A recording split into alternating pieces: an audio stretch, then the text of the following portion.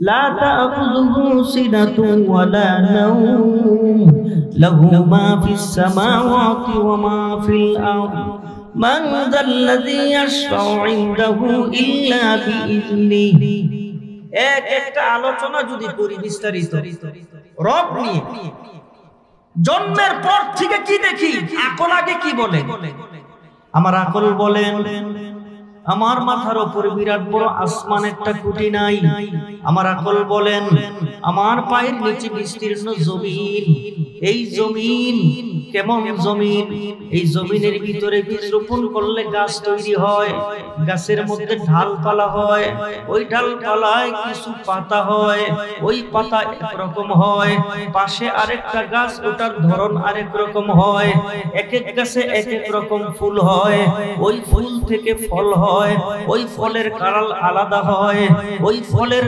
সংস্বাদ আলাদা আলাদা হয় মরিচ বড় ঝাল তেঁতুল বড় টক একটু যদি মাথা খাটায়া দেখি এই জমিনের মধ্যে যিনি আল্লাহ এই জমিনকে পরিচালনা করেন আল্লাহ আকাশ পরিচালনা করেন আল্লাহ আমি সকালবেলা ঘুম থেকে উঠে দেখি সূর্য উদিত হয় এই সূর্য সারা পৃথিবীতে আলোমালা দেয় আবার দেখি বিকাল বেলা এই সূর্য অস্ত যায় আবার সন্ধ্যার সময় দেখি চাঁদ উদিত হয় মিটি মিটি আলো গোটা পৃথিবীকে অন্ধকার হয়ে যায় একটু মাথা ঘুরায় যদি চিন্তা করে দেখি এই সূর্যে পৃথিবীর কোনো মালিক দেন না এই সূর্য পৃথিবীর কেউ দেন না এই সূর্যের আলো পৃথিবীর কেউ দেয় না আবার সন্ধ্যায় ওই চন্দ্রের আলো কেউ দেয় না একটু জবান খুলে মোহাব্বতে জোরে বলেন যে এই পৃথিবীর একচ্ছত্র মালিক কে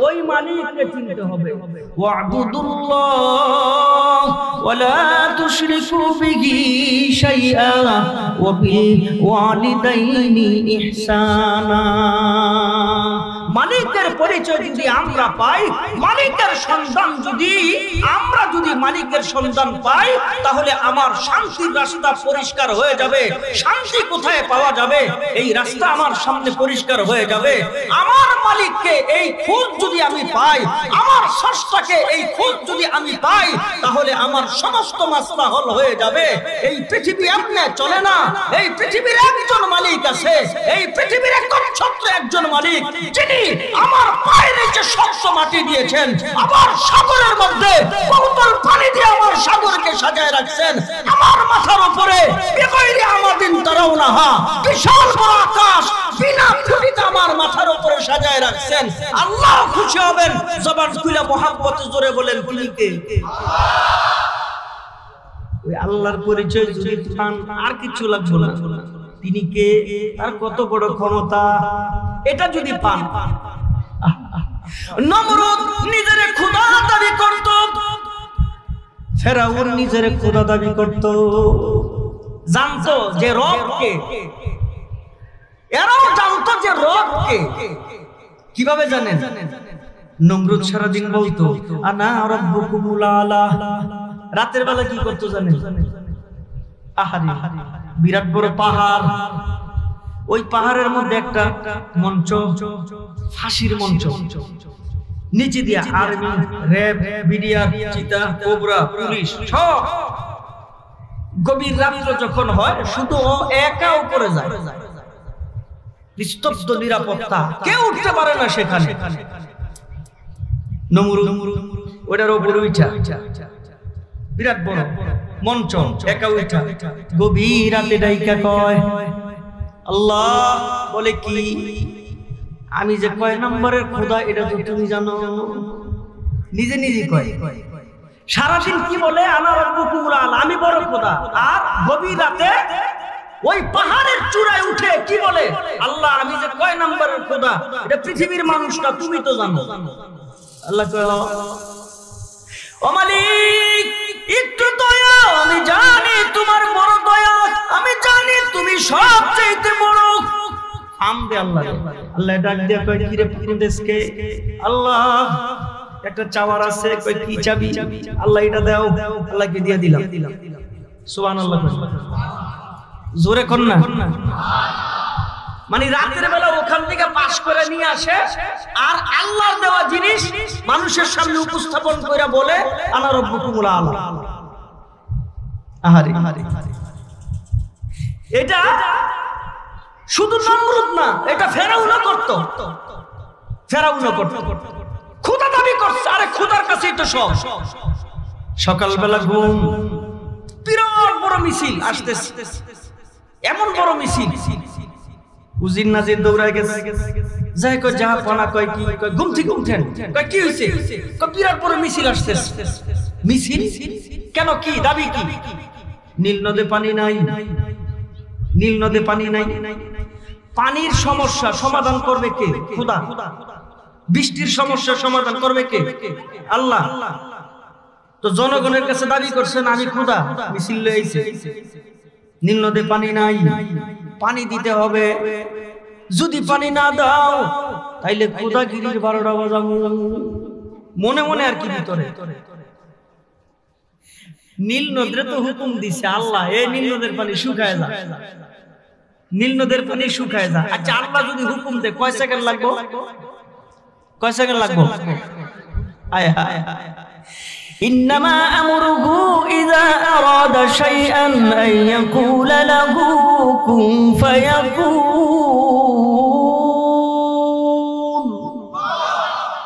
কুন খালি কয় কম। নীল নদের পানি নাই, জনগণ বিরাট বড় মিছিল নিয়া জাহাপানার বাড়ির সামনে হাজির। কিরে কি হইছে? নীল নদে পানি নাই, আমি কি করব? আপনি না খোদা, দাবি তো আপনার কাছে করব। জনগণ চতুর্দিকে এসে হাজির হয়ে গেছে, ডাক দিয়া কয় আপনি আমাকে খোদা দাবি করছেন, আপনার আমরা ভোট দিয়া খোদা বানাইছি। এই রসুলদের ভাইরা, ভোট দিয়া কি খোদা বানানো যায়? জোরে ভোটটা খোদা বানানো যায়? এই রে, দুনিয়ার জমিনে ভোট লয়ে কেউ যদি একটু নয় ছয় করে, দুপুরের খাবার টেবিলের মধ্যে থাকে কিন্তু খাবার নসিব হয় না, উড়াল দিয়া শ্বশুর বাড়িতে যাইতে হয়। সমস্ত জনগণ চতুর্দিকে দাঁড়ায় গেছে, নীল নদে পানি নাই, নীল নদের পানি দেওয়া লাগবে। একজন আর একজন কয় যদি দিতে না পারে আজকে ফাইনাল। জাপানে আসছে, ডাক দেখে কি হয়েছে, নীল নদে পানি নাই, পানি দেওয়া লাগবে। ঠিক আছে পানি দিব, তবে পানি আজকে দিব না, পানি দিব আগামীকালকে। পানি আজকে না, আগামীকালকে দিব। কেমন খোদার খোদা, একদিন সময় লাগে পানি দিতে। আর আমার আপনার যিনি রব, 1 সেকেন্ডও সময় লাগে না। একটু জবান খুলে মোহাব্বতে জোরে বলেন তিনি কে? সময় যেমন দিছে তাহলে একটু মাইনা নেই, কি আর করা। মিছিল সহকারে আবার যায়, একজন আর একজনকে জিজ্ঞেস করেন যদি আগামীকাল পানি দিতে দেরি হয় কি করবি? খালি হাতে কালকে যাও, যেমন কি লয়ে যাবি? যার হাতে যাচ্ছে সব লয়ে যাবো। কে সময় দিচ্ছে খোদায়, যদি পানি দিতে না পারে তাহলে বাইরে খোদাগিরির 12টা বাজাবো। ওই যে আবার বিরাট বড় পাহাড়, ওখানে মঞ্চ, গলার মধ্যে রশি লাগাইয়া আবার ডাক দিছে আল্লাহ, আমি জনগণের সামনে ধোঁকাবাজি করি, আসলে আমি যে কয় নম্বরের খোদা এটা পৃথিবীর কোনো মানুষ জানুক আর না জানুক তুমি আল্লাহ জানো। ও মালিক, আর কোন জিনিস আমার চাওয়ার নাই, এটা দিয়া দাও, পানি দিয়া দাও।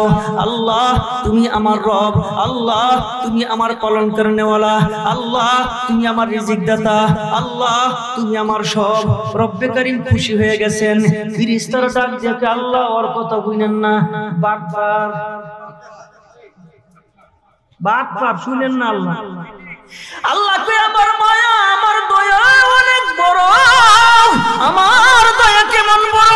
আল্লাহর নবী হাদিস শরীফের মধ্যে বর্ণনা করেন, আল্লাহর নবী হাদিস যখন বর্ণনা করেন আল্লাহর দয়া, আল্লাহর মায়া, তখন মনে হয় পৃথিবীর কোনো মানুষ জাহান্নামে যাবে না। তার কারণ হইল আমার মালিক যেমন দয়ালু।